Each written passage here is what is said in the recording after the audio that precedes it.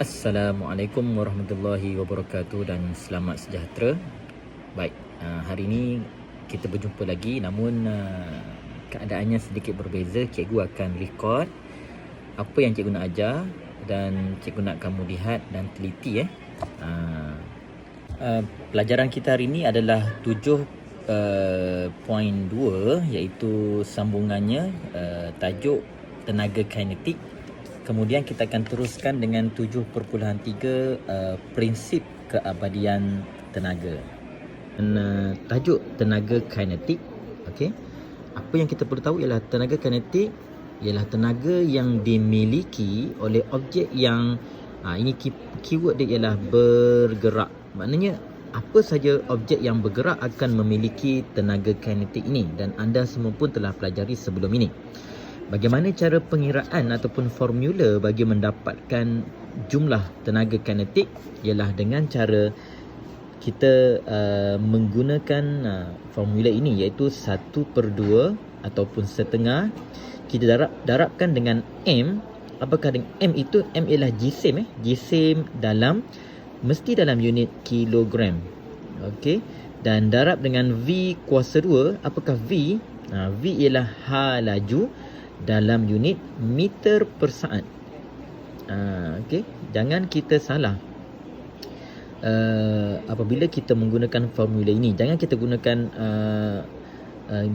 gram, tetapi sebaliknya kita kena tukar dahulu kepada kilogram. Begitu juga dengan unit ini, meter per saat. Okey, baiklah para pelajar. Di sini disertakan dua contoh pengiraan untuk mendapatkan jumlah tenaga kinetik. Okey. Contoh yang pertama ialah, situasinya ialah apabila sebuah keretapi berjisim 500,000 kilogram. Nampak? Di sini unit yang diberikan memang dalam kilogram. Bergerak dengan hal laju 360 km per sejam. Kalau anda perhatikan, unit yang diberikan di dalam soalan ini berbeza dengan unit di dalam yang patut kita gunakan di dalam formula kita, iaitu dalam meter per saat. Nampak beza? Di sini diberikan dalam keadaan kilometer per sejam. Kita kena ubah kepada meter per saat terlebih dahulu. Sebab itulah untuk penyelesaiannya adalah hal laju kereta api. Kita kena cari hal laju kereta api ialah dengan kita menukarkan 360 km ini, kilometer per sejam ini kepada meter per saat. Pertama ialah kita tuliskan dahulu, kita tuliskan balik 360 km bahagi dengan 1 jam. Ini yang dimaksudkan dengan negatif 1. Sama juga sekiranya katakanlah kilometer per saat, ini bermaksud kilometer bahagi dengan 1 saat. Itu maksud dia. So, dia ini bukan apa, dia cuma tukarkan balik, dia ubah kepada bentuk asal dia, iaitu 360 km bahagi dengan 1 jam. Step yang seterusnya, kedua adalah kita menukarkan kilometer kepada meter. Macam mana? Dengan mendarabkan dengan 1000, betul tak? So, kita darabkan 360 dengan 1000, kita akan dapati ianya adalah 360,000 meter bahagi dengan jam. 1 jam kita nak tukar kepada saat, mestilah darab dengan 3,600 saat. Maka kita dapati 360,000 meter bahagi dengan 3,600. Ini tak payah, jangan fikir, kita bahagikan dua ni sahaja, kita akan dapati ianya adalah 100. Kalau nak senangkan, kita pernah gunakan konsep potong-potong tu, potong-potong, dapatlah. Kita bahagikan dia, dapatlah 100 meter per saat. Maka sekarang ini kita dah boleh gunakan di dalam formula kita, iaitu tenaga kinetik bagi kereta api ini ialah setengah atau 1/2 darab mv kuasa 2. Maka 1/2 darab dengan mv kuasa 2, m adalah 500 kg. 500,000 kg yang telah diberikan tadi. Darab dengan v. Nampak? V ini ialah, inilah dia v. Laju ialah v, 100 meter per saat. Maka kita ubah kepada kita tulis kembali, kita gantikan nilai V ini. V ini di sini Okey, darab dengan 100 meter per saat negatif 1 kuasa 2. Maka kita dapati inilah jawapannya, iaitu dalam unit joule. Faham Unit joule. Untuk contoh yang kedua ini, okey, sebutir berbola keluli berjisim kosong ataupun 0.2 kilogram. Okey, ini okey. Mempunyai tenaga kinetik 3.6 joule. Oh, ini maknanya soalan ini telah memberikan kita tenaga kinetik. So soalan ini meminta kita untuk mengira berapakah halaju V berbola keluli tersebut. Ini adalah sedikit berbeza daripada soalan tadi. Soalan tadi meminta kita untuk mengira tenaga kinetik. Sekarang ini tenaga kinetik telah diberikan dan kita diminta untuk mengira berapakah halaju. Okey, baik. Kita tuliskan balik. Tenaga kinetik adalah bersamaan dengan setengah mv kuasa 2. Ini adalah kita punya kita panggil formula kita. Okey, kita tuliskan balik formula.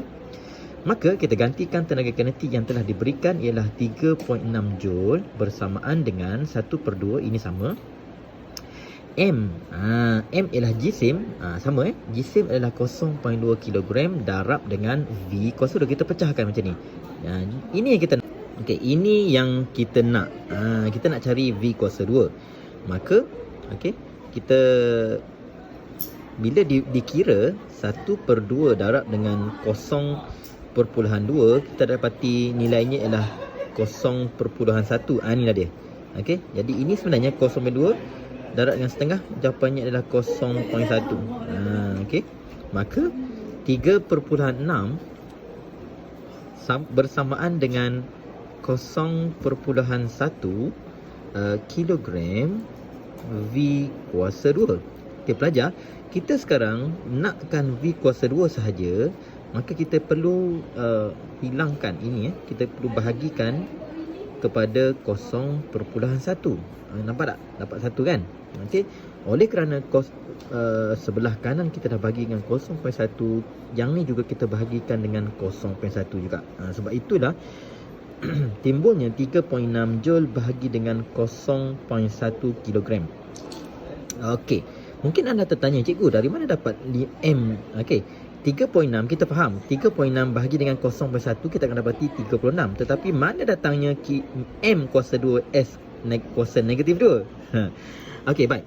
Sebenarnya pelajar, okey, perasan tak ini ialah joule. Okey, 3.6 joule bersamaan, okey, joule itu adalah kilogram M meter per saat sebenarnya. Boleh? Okey.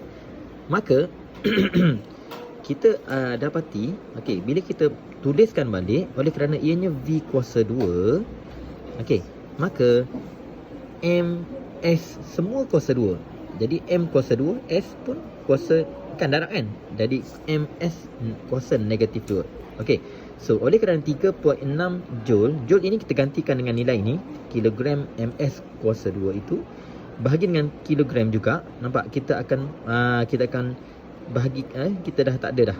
Okey, kita boleh potong sahaja, tinggal M kuasa 2 S kuasa 2. Kalau tak faham boleh tanya cikgu lagi. Ini sebab buku ini dah permudahkan. Maka kita dapati ianya adalah V kuasa 2. Ini ialah V kuasa 2 sebenarnya. Macam nak dapat V?